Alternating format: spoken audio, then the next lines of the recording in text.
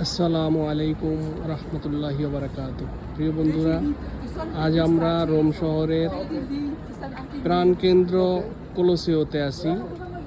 এখানে দেখতে পাচ্ছেন এই যে অসংখ্য টুরিস্ট।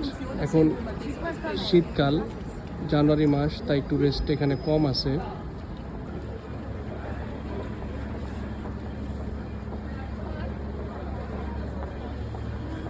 রাতের বেলা, শীতের সময়, এই জন্য টুরিস্ট এখানে কম।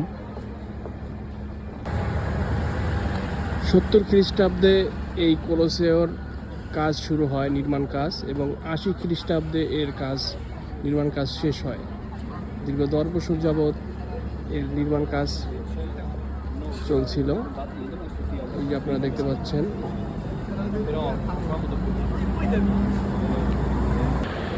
ইতালিতে ঘুরতে আসলে অবশ্যই কলোসিও দর্শন করবেন, এটা মিস করবেন না।